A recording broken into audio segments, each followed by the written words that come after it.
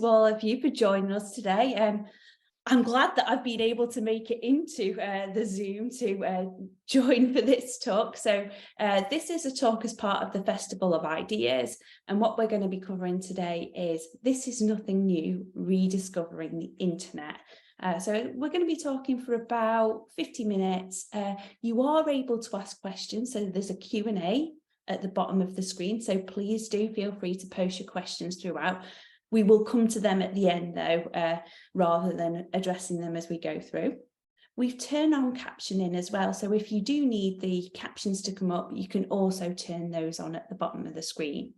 So with that, I think we're ready to get started. I'll introduce myself. I'm Susan Halfpenny. I'm Head of Research and Learning Information Services, all the way up here at the University of Aberdeen. So that's why it took me a bit longer to join the Zoom today. And I'm going to hand over to my colleagues to introduce themselves. Siobhan? Hello, I'm Siobhan Dunlop. I work in the Digital Inclusion Skills and Creativity team within Library Archives and Learning Services at the University of York, so a bit closer to the Festival of Ideas. And I'm Steph, Jesper, and like Siobhan, I also work at that list of things that Siobhan said. So yeah, I guess we should get into this, get stuck in properly. So the internet, it's new, isn't it? It's a brand new thing that we're all only just starting to struggle to get engaged with. I mean, I say it's new. The World Wide Web, which is kind of the main bit of the internet, I suppose, the bit that we're most familiar with. That was only invented around about 1990, so that's brand new, isn't it? It's like 33 years. That's like only a third of a century. That's nothing in the grand scheme of things. I mean, if you compare it with dinosaurs and stuff, and you know, the internet itself is, well, it's about the turn of the 70s. So what's that? You know, just over 50 years, half a century. Oh, that's nothing. The internet, brand new. And actually, well, I mean, it's not brand new. It's 50 years old. And maybe there are things that we've forgot to remember about the internet, things that were happening decades ago that were actually quite relevant and that we've sort of let slip from our minds because of this illusion that the internet is somehow quite a new thing. There's a really interesting example of this, actually. There's a Twitter account called www.txt, and it's posts from like bulletin boards and forums from the 80s and 90s, early 90s, kind of before the World Wide Web really kicked off. Because yeah, people have been communicating in bulletin boards, in Usenet groups, in all sorts of online fora and chat rooms and massive multi-user dungeon setups and weird things like that since before the World Wide Web, before those hyperlinks came along. And you know, here's a selection of some of the messages that have come through. And it looks like Twitter. It looks like the sort of things that we're worried about today and talking about today. And we've forgotten a lot of this, forgotten the fact that generations have already passed through the internet and been using this stuff. And you know, even when you have like a technology that is quite new or quite innovative, I mean, Twitter, for instance, when Twitter started, it was designed so that people on the move could communicate with it, which was quite difficult in the past. You know, you could text your messages to an online forum and have them appear on the internet wherever you were in the world, so long as you got a mobile reception. Now, nowadays, where we've got our smartphones and we're all connected to the internet 24/7 anyway, that's not such a novel thing, and that's kind of reflected in the way that Twitter has changed. Word count has increased from your text carrier limit of about 140 odd characters through to, I mean, if you pay Elon Musk $8 now, you can talk forever. You can have huge, great big tweets that nobody will ever read. And Twitter's not the only thing that's started to just go a bit normal, go a bit like, just like the technology we were using years ago. And, things that like even TikTok starts to emulate other services. Snapchat tries to emulate TikTok. Twitter and all that, they all just sort of start to rip off each other and start to look like the same kind of technology, the same system. They all just start reinventing the same old wheel, and you just end up with something that looks like the old bulletin board services of the 1980s. And actually, when you think about it, all they were doing was reinventing physical bulletin boards, real life bulletin boards. So Steph has introduced us to that idea of reinvention. And actually, at the end of that, she said the message board was very much like the physical bulletin board, the news board. And I just want to drill into that a bit more and consider models. So when we're thinking about digital technologies, often we think of them in two categories. We can think of them as translation or transformation.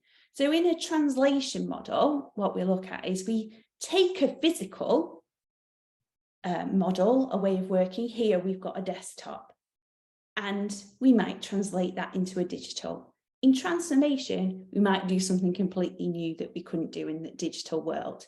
But I'm going to focus a bit, for the purpose of this talk, on that translation model, because that's what a lot of technology is based on. It's reinventing from the physical world to the digital world. So here I've created a picture of my desktop at work. So when I go into work, into my lovely office up at the University of Aberdeen, I've obviously got my desk there. I've got my in tray and my out tray for all that internal mail that's popping out. I've got some documents that I'm working on. I've got a little folder there as well. Oh, I've even got a filing cabinet to one side so I can keep some order for those documents. And I've got a bin. It is a recycle bin. I want to make sure that I'm being sustainable for the planet. So this is my desktop at work. I've got as mentioned, my inbox and outbox, and I'll put my signature on things when I'm signing things off. Obviously, I'm joining you today in the digital world.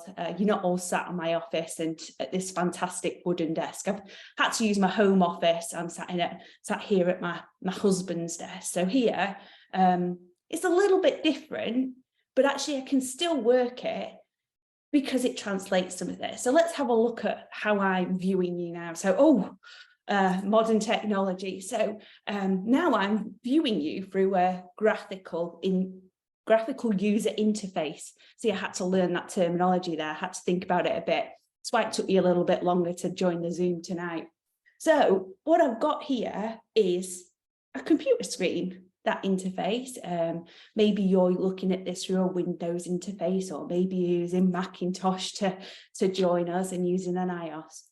So we've got this here, but there's things that help me understand from my desktop at work to this digital world. So it's called a desktop. Okay, that's the platform that I need to work on. It's called a document when I open up a Word document where I need to type. There's also this little picture of a recycle bin in there. And if I need to get to my folders, there's files and folders within there. So what they've done with this is they've taken that physical model and translated it into a digital. And this really helps me, because if they didn't build that in that translation, I could be completely lost. So actually looking at these models and how things have been designed, if they've used that translation, a substitution model, can really help us start to understand that, it might seem new, it might seem sometimes to myself a little bit scary, but actually by breaking it back down to that physical model, I can probably start to navigate it a bit better. So let's be honest. Did you think about that? Did you realize that, all the things on your computer or your phone often have the same names as physical things? Have a little think about that for a moment. Did you know about that? Because though we're saying that lots of, technology is based on physical stuff we're used to, or the social media sites all reinvent each other, what I really want to drill into and consider now is do we really remember that fact? Or are we actually forgetting it? So what I've got here is a floppy disk. You might recognize floppy disks depending on your age. It might be because you've used them, or it might be because you've seen the save icon before in many popular programs like Microsoft Office, because it uses the floppy disk picture. And there's often tweets that go around, social media posts that go around, which may or may not be true. You have to take them with a grain of salt, that do say that younger people don't recognize the floppy disk. They don't know what it is, and they think people have 3D printed the save icon because they don't remember that bit of technology. It wasn't part of their life. I had a floppy disk when I was in primary school, so I'm very much in the middle of that point. I remember being given one in class. But the memory we have is not especially long when it comes to the internet. As Steph was saying, maybe we think it's too new and we don't really remember the past elements of it. For example, I have on the screen a lovely screenshot of a website called MySpace that you may or may not have ever seen before. It no longer is really going. There's lots of kind of versions of it that don't really look the same anymore.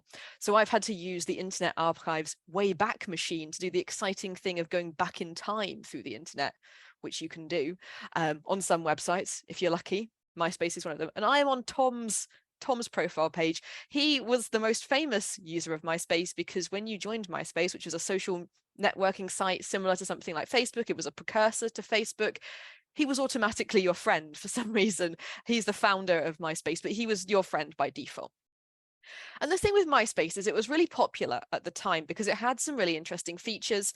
It allowed you to do things like add a song to your page. So people would go to your profile and immediately start playing your favorite song. Just we've always wanted it, and it allowed you to customize your homepage a lot. So Tom left, his page as the default one because he had, invented MySpace. He liked it, but people could write HTML code, so code for the web, and completely customize their page in all sorts of exciting ways. And that kind of thing kind of fell out of fashion after MySpace, partly because people didn't like how messy MySpace ended up looking. And on things like Facebook now and Twitter and other social networking sites, you tend not to be able to customize your profiles in the same way. You can add pictures, but you don't tend to be able to change their underlying code. But people like to suggest features like this again. People say, oh, I wish that we had a social network site where you could add a song. It would start playing a song automatically. People wish for that. And it's interesting because people don't remember that was part of a social network site everyone left and stopped using. People didn't want that feature anymore. There was a joke in the 2000s how awful it was to go to websites and they all also played songs. Nobody wants that. So these sorts of things don't stay in the memory. People start sort of moving on from them. And the other interesting thing we have is that the way we even view these sites and remember them changes as we go forward. So I found a very interesting article actually that was about this idea that MySpace, when it went down, when it sort of people stopped using MySpace, people didn't like it. They saw it as a cesspool, in quotes there, which was a sort of space where you could customize it, become a big mess. There were lots of subcultures and groups that people didn't like on it. But now people are looking back again at MySpace and seeing it as this ideal social media platform. But because of the same reasons, people didn't like it originally. The fact you could customize it, the fact it was very different to Facebook, which people saw as a better substitute for MySpace, because people have changed what they think is worthwhile about that technology. So by not remembering what happened in MySpace and not thinking about, the history there, maybe we're not considering what we actually want from a social networking site, a social media site, and we're kind of forgetting what we did and didn't like about MySpace. Maybe we're idolizing it with our nostalgia of this lovely place where you could code things. I was never very good at coding my MySpace page, I'll be honest. I just ripped them off other websites, but that's all part of the experience. And it's interesting because we can actually start applying this to current technological debates as well.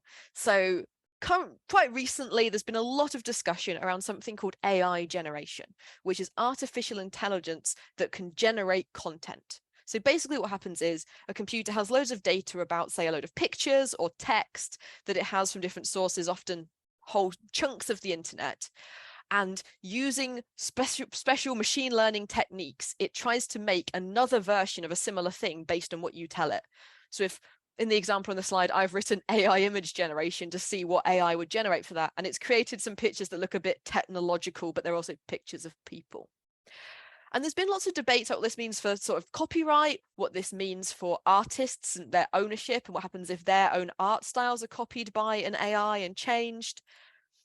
But the thing is we could actually learn from some of the previous examples we've had, and we could use some of this history, some of the things like what happened when music files started being shared on the internet with things like Napster, and what that became, the sort of model that it changed from people just downloading random MP3s instead of giving artists money, to a model like Spotify or other streaming services where artists get little tiny bits of money for every stream instead. So there's different ways that this has been navigated before. Maybe we don't want to go down that route, but we know that. Maybe we could learn from some of these previous bits of internet history. So let's dig into some history and see whether we can learn anything. I want to take you back to 1986. Now, 1986 was the year that the BBC decided to get involved with something called the BBC Doomsday Disc, the Doomsday Project, which was to celebrate the fact that 1,000 years before then, there was the Doomsday Book, a kind of survey of England and all its little towns and villages and hamlets and all the stuff that was in there. So the BBC thought, well, it'd be kind of cool to do an update of that for the 1980s.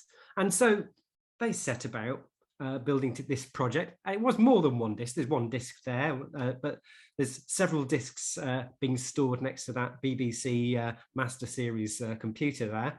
And Siobhan was saying that they had the floppy disk, the diskette in their classroom. I actually had this in my classroom when I was at school.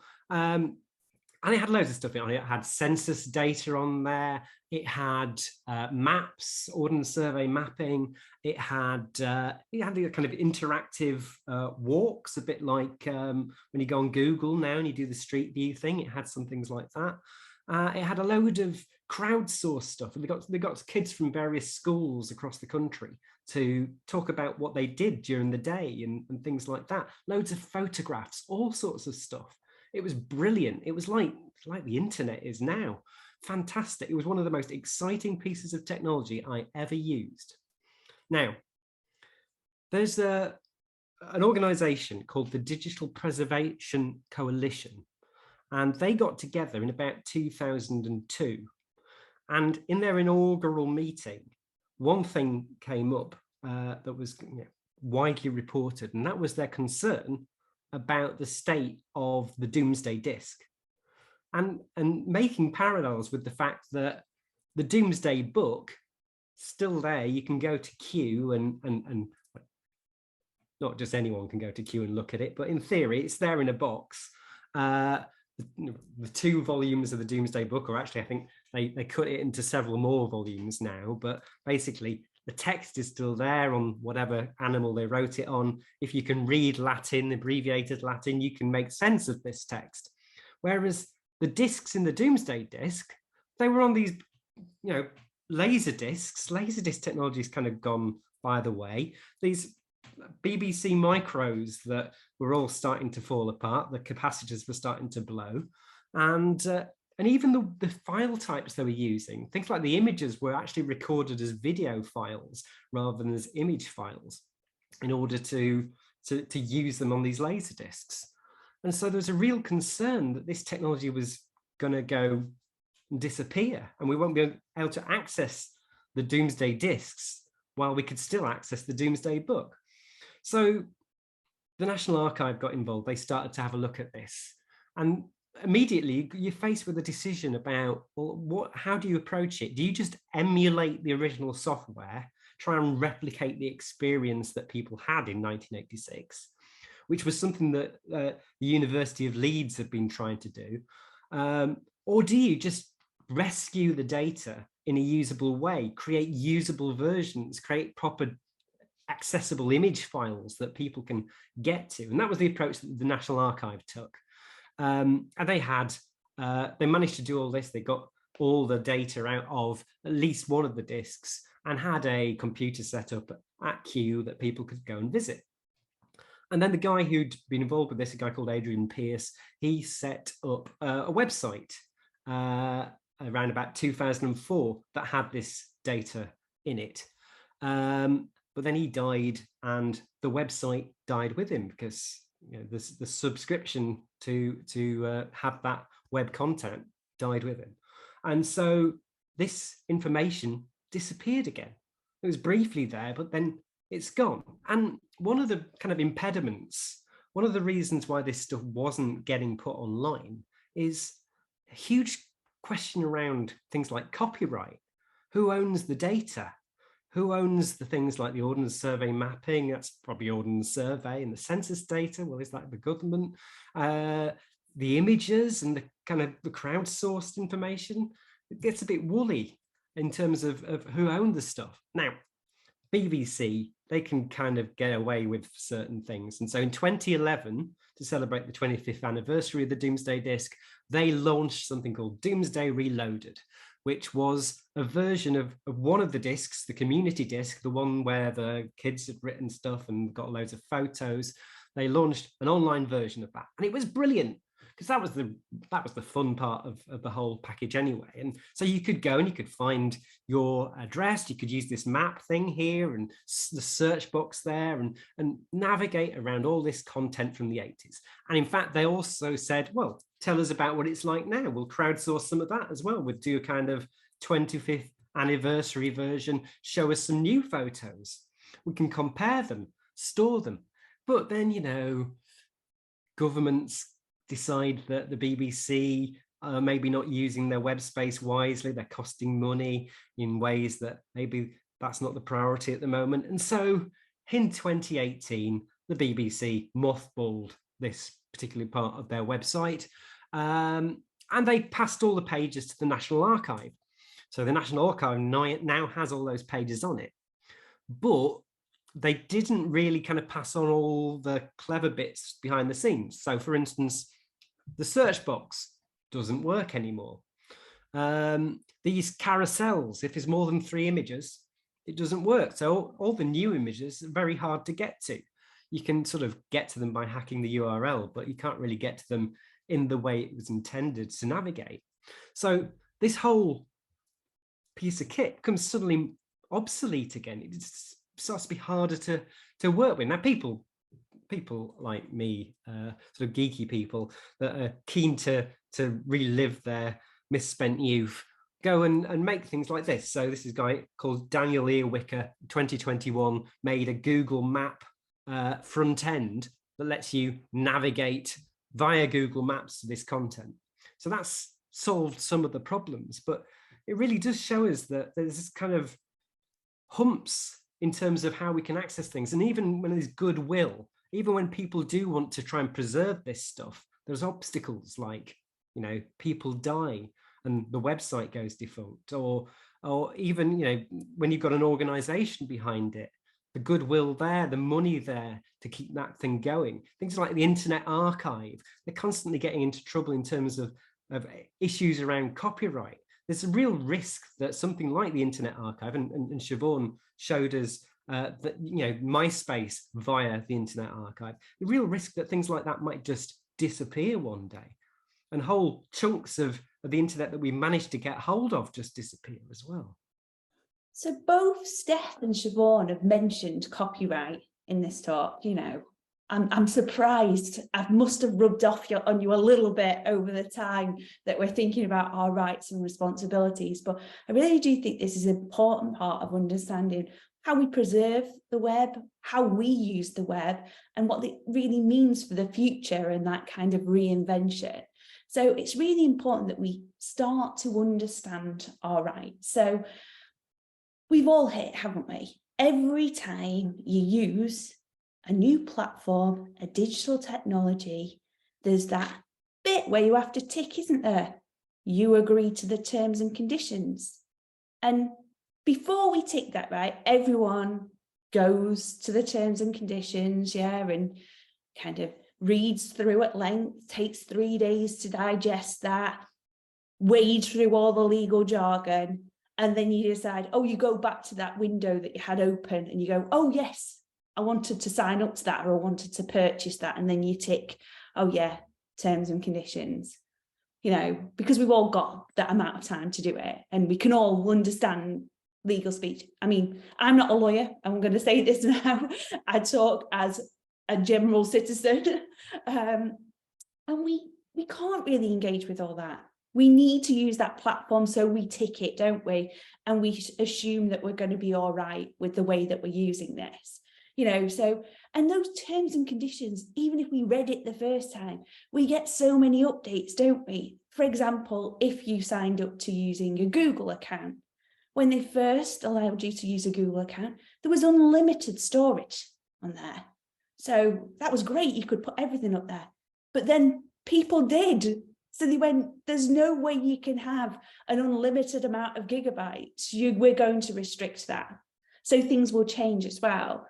We read this in the press, you'll come up in the news quite often, it'll come up. Someone's disgruntled or there's a lawsuit because they bought something on Apple, say, or Amazon. Maybe it was a film and it was a digital format. And they clicked on buy, it says buy there. But actually, if you look at the terms and conditions, you're not really buying it. They reserve a right that could disappear. You're getting a license to it. So we're not buying it in the usual. I've got a CD here. No one's taking that CD off me. It's physical. I like things in the physical world. I can keep this forever. Hopefully it will still play and I'll have a CD player, although Steph's worried me now that I might need to make a digital copy. But, I've got that there. But things work slightly different when we look at digital platforms. So I thought it'd be useful. I like physical models so that we can understand this. So I thought let's have a bit of an explore of what does ownership mean? Who owns it? Okay, so I'm going to take the example of a letter. I'm up here, I've told you I'm up here in Aberdeen. You realise my colleagues are down there in York, and so is my lovely husband. So obviously, I know, living in two different countries, we do need to keep in touch some way or another. So obviously, there's only one way to keep in touch, isn't there? And that's to write love letters, isn't it? So I'm going to write a physical letter to him. So don't worry, there is a purpose to this story. So I've got my love letter here. Look, it's all of 3 pages on this wonderful Lego print paper. So I've got these physical sheets of paper. I own them, they're mine. But actually, when I send them to my lovely husband, I transfer that ownership to him. He then owns these physical pieces of paper, isn't he lucky? Also, though, so that's one property right that I've got here.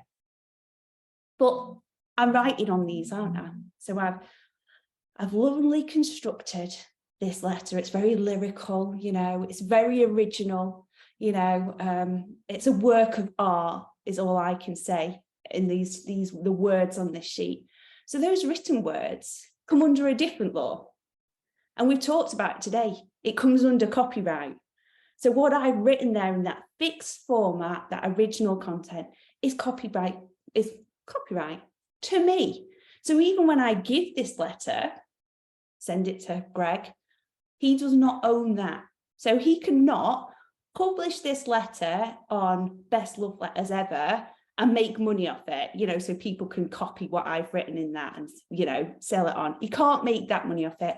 That's mine. I can do that if I want to, but Greg can't do that. He can only have this one copy of it. There's something else, though, this more nebulous thing of who owned it. Like, there's information in here. Well, on page 2 of this letter, I get a bit bored with the lyrical writing, so I just decide to write some collective nouns that I know. A dazzle of zebras, a tall of giraffes. It was something to fill a little bit of space while I was thinking up some more loving words. Now, if Greg wants to use that information, that's just facts. I don't own that. I can't make any money off it. It's not my property. It's not his property. Now, it's not really bothering me in this written letter that I sprayed perfume on, and it's lovely. I'll put that to one side to post. But when we think about this in a digital world, a lot of those things still remain the same. But this information part starts to grow arms and legs. So with that information in the digital world, we have lots of information that's gathered. You might have heard it more referred to as data. As we make all those rooms, we're tracking things, and people can make quite a lot of money with that data. Some of these big companies, that's their business model. So with this, we've got that information, which I was talking about in my letter, some collective nouns or whatever it was, some facts that I've jotted down there. But actually that information in the digital world, which maybe gives a bit of insight about my behaviors, how long I spend on a page, I might get some value from it because they might improve their system based on how I've used it or where I struggled. But a lot of the time, they're monetizing that information, and I'm not getting any remuneration for that. So this is where we see this disjointed pace of change between technology, which is moving really fast, and then the law, which is taking a little bit longer to catch up, maybe a bit like me, maybe one day I'll send that email, but it is. And that causes quite a lot of problems for us in terms of protecting our own rights, in terms of, how we interact with these technologies, how we hold them accountable. I've used there the example of property and a letter, but I could have taken that to be a human right and deconstructed that. Maybe it's your right to privacy, maybe it's free speech. And the way that translates and how that works in the digital world, we're still trying to grapple with that ensures that we can protect our rights. So it's really important that we start to consider these types of things. That's really interesting there, Susan, because you were talking about data, and that gives me a perfect segue into what I want to talk about next, which is bringing out some of those thorny little issues we've got around the different levels of the internet, different things going on. But I want to start by talking about Mark Zuckerberg. So I think data and what people do with it is a nice way in. So obviously these days we know of Facebook through various data harvesting scandals, Cambridge Analytica, and also, a platform which is branched out into many other things. But I'm going to focus on a quote from a film from 2010 called The Social Network, which dramatizes the founding of Facebook, and it contains near the start the line, "The internet's not written in pencil, Mark, it's written in ink." So there's this idea that maybe in the popular consciousness, we have this uncertainty about whether or not the internet is permanent or erasable, permanent or fragile. How, permanent, how written in ink is the internet itself? And I think it's an interesting thing to consider because this film came out in 2010, and I think that was quite a meaningful statement in 2010. Wow, the internet is lasting. We're thinking about that, and maybe we're considering how much it is written in ink. But in the subsequent years, what do we really think about that? Now we've discovered quite how much of our data isn't even written in ink. It's just hidden down the cracks of the sofa, which is getting a bit, the analogy is getting confusing there. There's lots of elements of the internet that are less simple than just saying, are they permanent or impermanent? And this brings up lots of questions as we consider the sort of internet past and present. And yes, Susan was saying, it's not as simple. Things are moving at a very quick pace of change. Even since 2010, who'd have thought that the Social Network film was going to age so badly in terms of our view of Mark Zuckerberg? There's all sorts of things we've got going on. So another area that kind of comes out of this then is this a kind of popular idea of the right to be forgotten, which isn't always called that by all countries, but some countries and some areas, including the EU, have some kind of law around this. The idea is that whether or not you have the right, if you want some content on the internet about you to be removed, to have it removed. If you want to do a Google search of your name and you see some stuff up there, embarrassing photos or whatever's going on, and you'd like that removed, do you have the right to say, write to Google and say, please get rid of that stuff? It doesn't represent me. I don't want people to be able to find it on the internet. And this comes up with that weird idea about whether the internet is permanent or not and what kind of history we have, because it changes the record of the internet. If people could go in and say, please change that, please delete me from Google where you find me with these embarrassing pictures or where I said something I shouldn't have. So this idea of whether or not we should have a right to be forgotten and how it impacts us does really get complicated, and it does bring in that new kind of legal situation that we don't really know what to do. And that brings in another element of it that we don't really know how to offer. And then we have the issue about formats that we've been discussing. We've been talking about our laser discs and our floppy disks and our CDs and our DVDs. And lots of these formats become obsolete, and other formats come back round in fashion. And, you know, whereas maybe the Laserdisc hasn't come back round in fashion, the vinyl and the tapes they have, there's plenty of those around. Yeah, we can see some in Steph's background. In fact, Steph's surrounded by media, physical media. And it's, you know, that's coming back in fashion. There's lots of popularity for physical media. Some of it is because perhaps people are starting to question some of those digital purchases. Like Susan was saying, you know, people are questioning whether they really own that film that they got off at iTunes or Amazon or something if it was only digital. So, you know, will these different formats, these nebulous sort of technology things, will they come back in fashion? We're not sure. We're not sure if they're permanent or not. Will you be able to use that, you know, tape again? Or is that, you know, tapes are never going to be played again unless you're very good at rebuilding a tape player? So we have all these kind of questions about what we can actually do. Like, can we keep doing stuff? Can stuff be deleted? Can we use it again, or will it become obsolete? And then we have maybe the elephant in the room. How big actually is the internet? So I tried to Google this for this talk. I thought, oh, how big is the internet? And you know what? There was no good answers. No one really knows, because what do we mean by the internet? Do we mean the World Wide Web specifically? Do we mean pages that we can access? Do we mean all sorts of internet connections, every cable that connects us?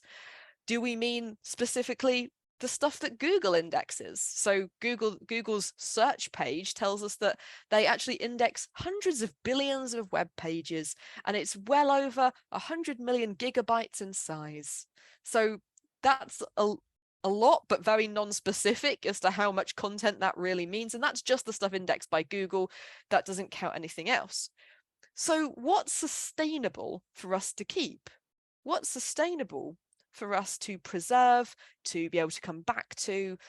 And what can we just not keep anymore? You know, thinking about the planet, thinking about the amount of energy that's used to power data centers that power the internet, thinking about, you know, the cooling that's needed to keep those data centers cool so that they can do that, thinking about the physical space, the hardware, the electronics. What's sustainable in terms of the environment, and what's sustainable just in terms of general space? You know, as Susan was saying, Google have realized people have a lot of physical digital stuff they wanted to store, and it was more than anyone really ever expected. So the thing is, we can't save everything. We're in this complicated situation where maybe we do or we don't want to save things on the internet, but we know we can't save everything. Yeah. And let's just circle around this idea of trying to save everything a little bit more. Now, in 2009, a great big chunk of the World Wide Web was erased. Yahoo, who owned GeoCities, decided to get rid of what constituted about 38 million pages of usually sort of just people like you and me, their hard work over the years building up their little GeoCities websites. And so, yeah, this was taking up server room. This was costing Yahoo money just to keep this corner of the internet going for free, for just rubbish that people were making. And so they switched it off. And now this was a big chunk of the internet. So, and it's all going at once. So there are lots of projects to try and save it. So the Internet Archive saved a load of stuff. Other institutions, other groups of people got together to try and pull together as much of the GeoCities web pages as they possibly could. And they managed to save an awful lot of it. But again, that old problem of, you can have a group of people save some stuff, but then what happens when they disappear? So there have been mirrors of the old GeoCities content that have subsequently gone down because somebody lost interest somewhere and didn't pay the fees, and it's gone again. So that's one example of stuff disappearing, but also that's just GeoCities. GeoCities was just one internet platform.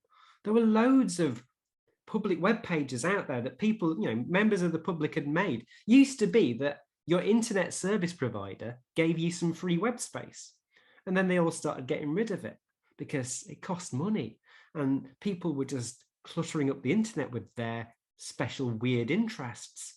And so now a lot of those have just disappeared, gone by the wayside. Sometimes they get indexed by archives, but a lot of the times it's just gone. And it's understandable, as Siobhan was saying, all of this kind of storage costs money. I've got another example here of this, because this is nothing new.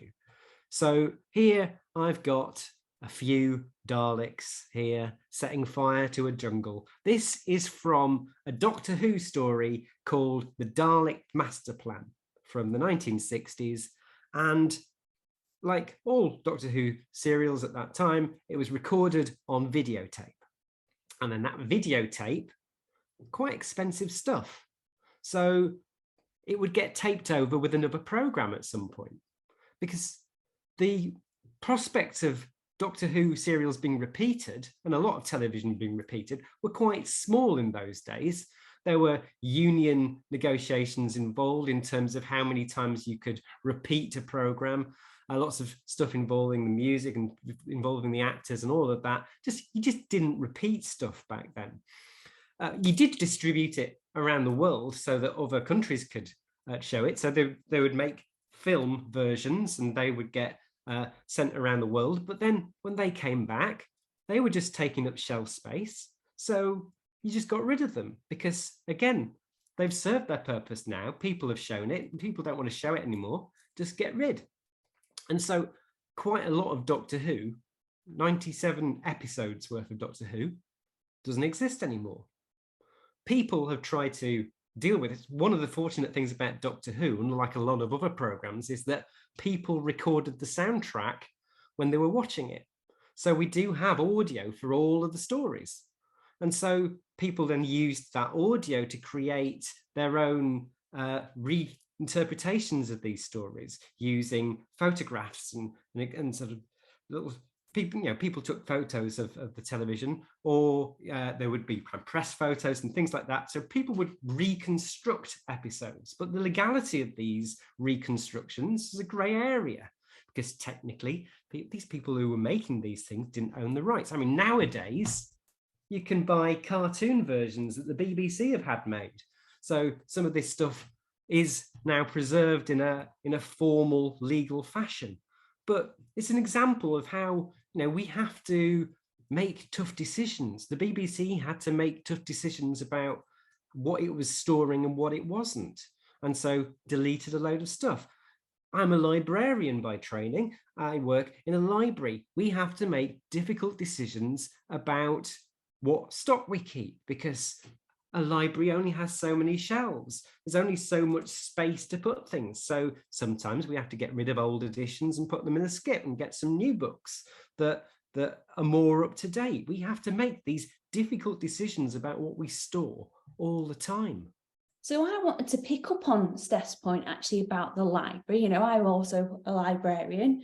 So I think about preservation and how we ensure access to things and the purpose of a library. So Siobhan said we can't save everything. And Steph said there's a sense of loss when we lose large chunks of the internet and what that might mean for our understanding and our history.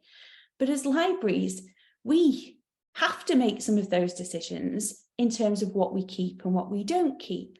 I thought it would be useful to just think about what that purpose of a library is, as part of this. So when we're considering what we keep, what we preserve is, a lot of this is to organise it. As a librarian, we're about organising information, enabling retrieval. We're about collecting and preserving information for future generations.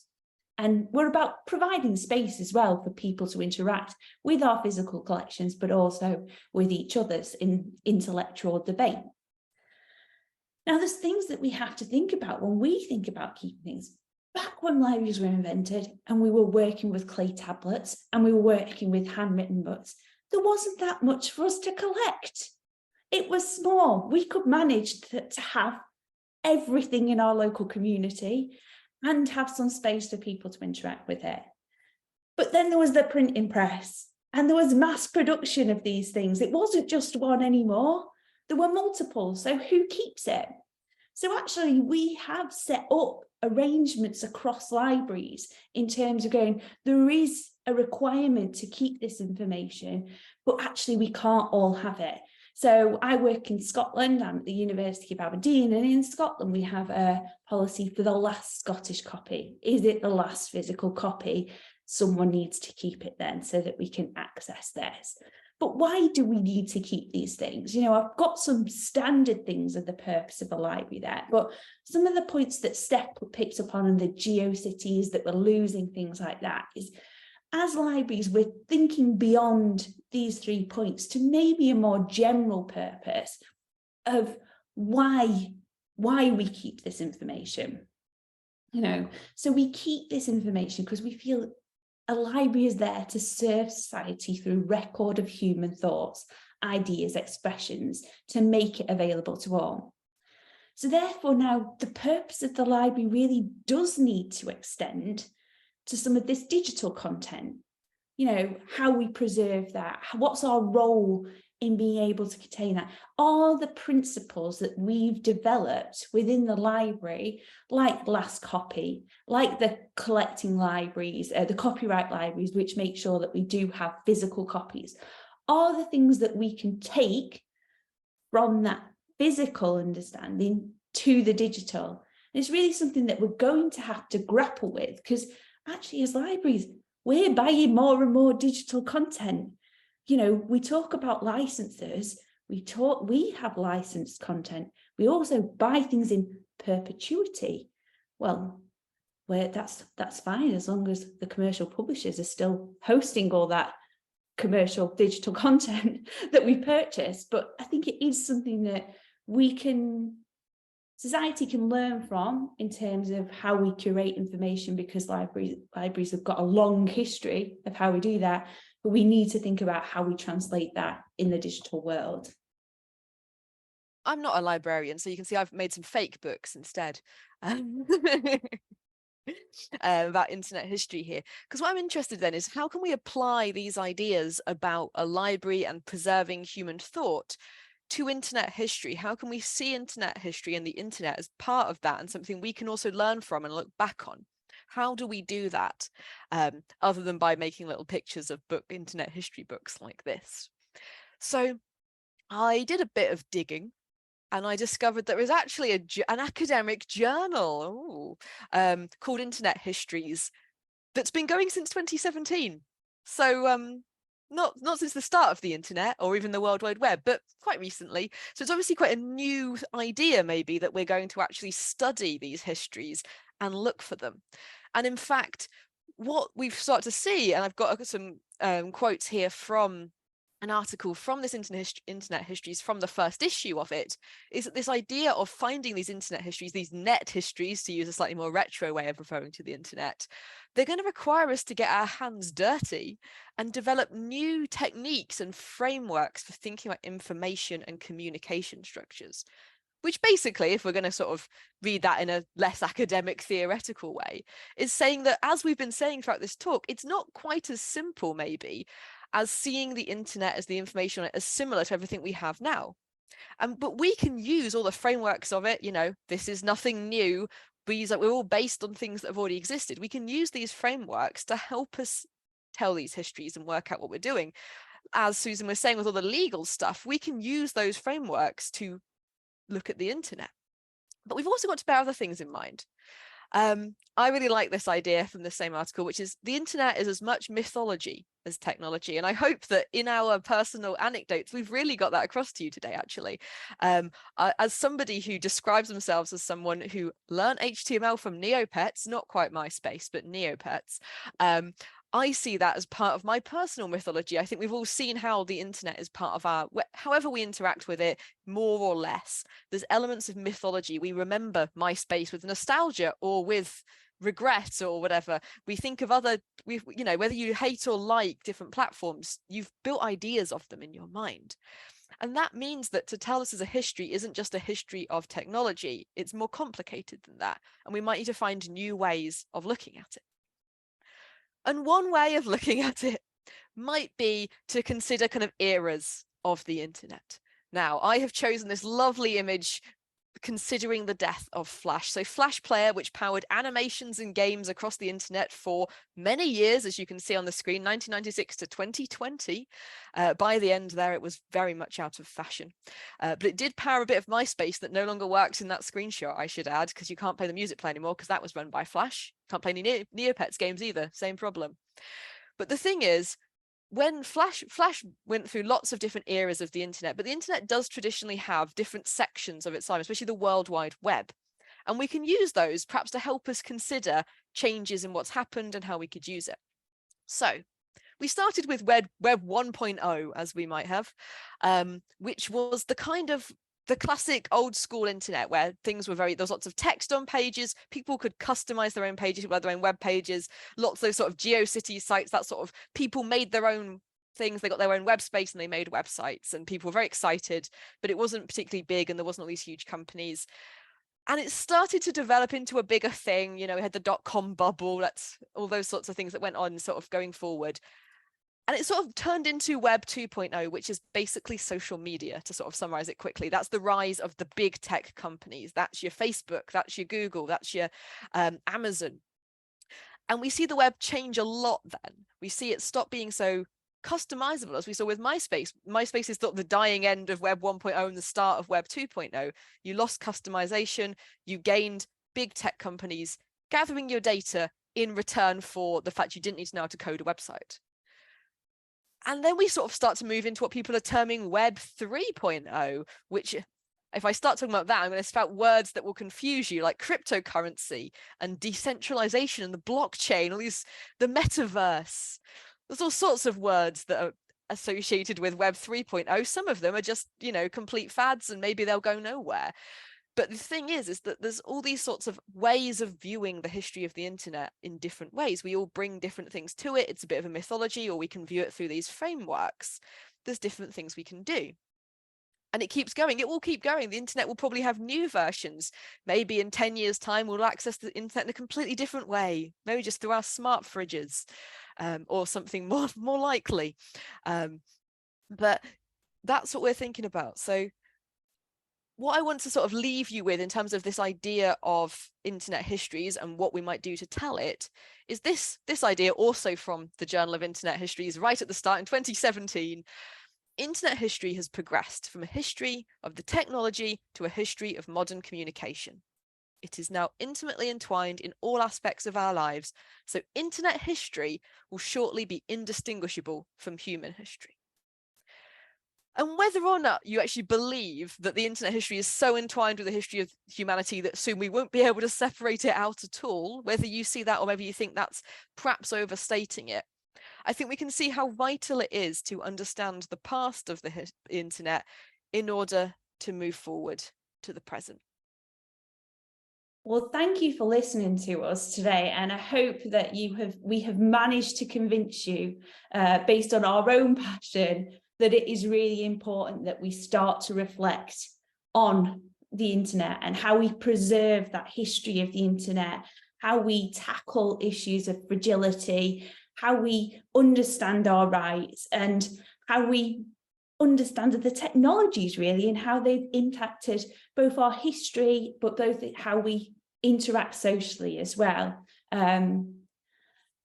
Maybe you've seen a few things that you'd never seen before. Maybe you've got to reminisce about some technologies that were familiar to you, and as we've started to reimagine and reinvent and explore what we've got there. I hope you have found that interesting, and maybe we've inspired you to reflect on your own internet history and rediscover some of those old technologies that are bound to come round again as maybe something new. So if there are any questions, we can take a look at the chat. I don't think there's anything in there, but if anyone would like to post into the Q&A, we have got time for a few more questions now, but that takes us to the end of our talk. So thank you for listening. question. This looks like right up your avenue, Siobhan, in terms of what you were talking about. Yeah, so someone has asked, do you think people have the right to be forgotten? Oh, that's an interesting one. So this has been talked about by people who've probably done a lot more research into it than me.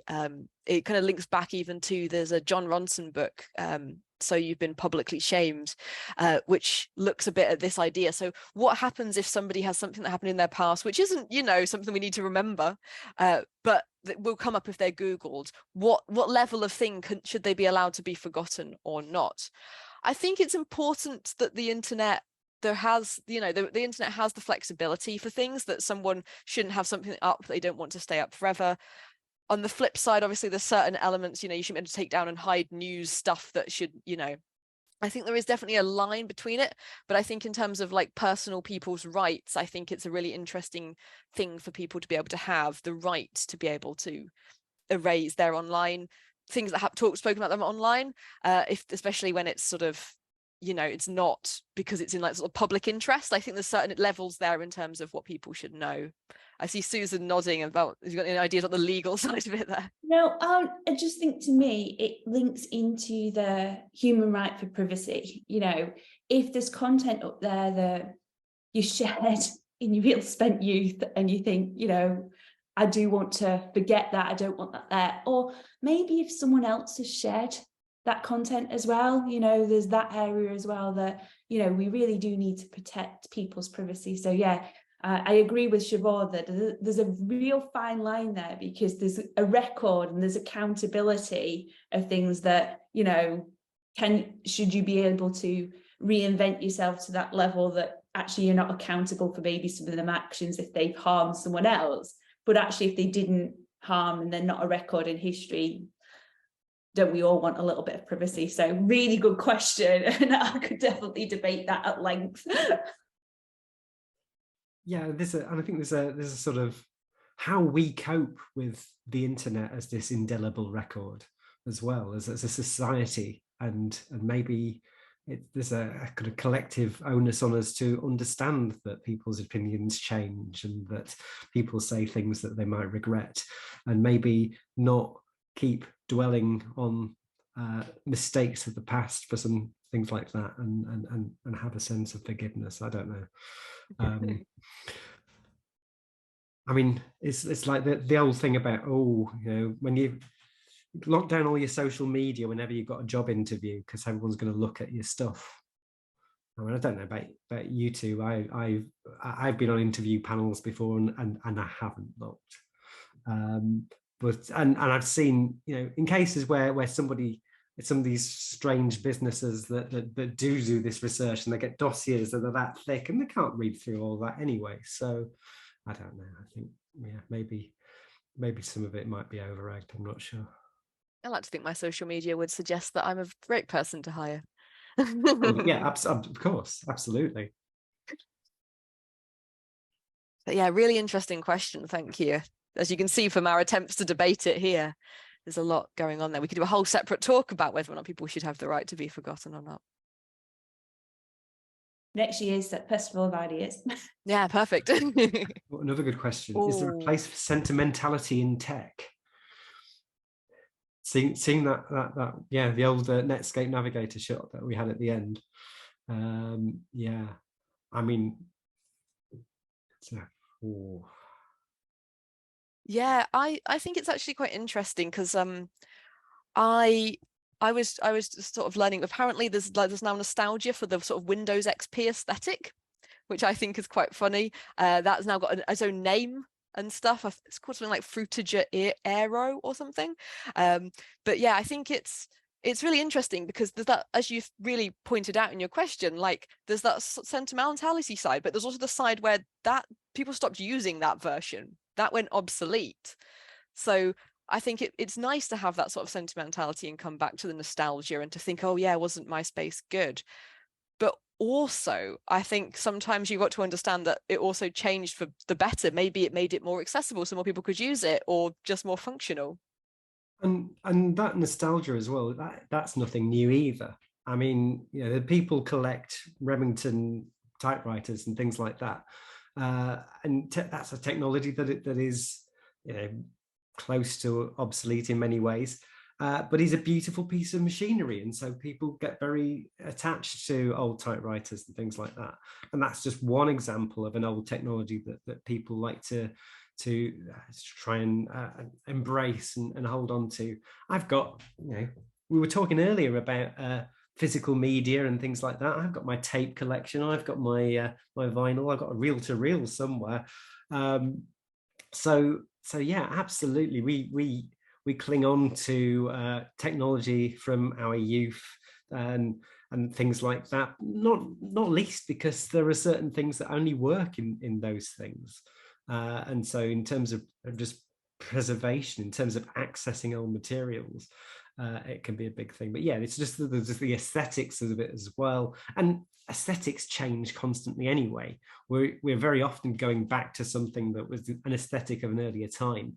The whole Apple white Helvetica look is basically just the Volkswagen advertising from the 1950s and 60s. So again, just reinventing the wheel. We're just going round and round in circles in terms of aesthetics, and that's only going to continue in terms of these digital aesthetics as well. And as you haven't guessed, we like being sentimental about technology. That's why we did this talk. Absolutely. Yeah, I think being sentimental, but also acknowledging where change is good as well, is a nice balance sometimes. Yeah, I think it's that balance, as you say, Siobhan, with the accessibility element there of like improving things and ensuring that more people can use this, you know, but then packaging that in the aesthetics that maybe make us feel back at home or take us back to a better time. Yeah, exactly. Well, we've talked for an extra 6 minutes here, so I suppose it's probably the point at which we should probably pack things away and head off and go and play with our old computers and maybe fire up the Doomsday Disc and see what we can see. But thank you very much for coming along, and I hope you've enjoyed the show. And yeah, we should probably say goodbye. Bye-bye. Bye. Yeah.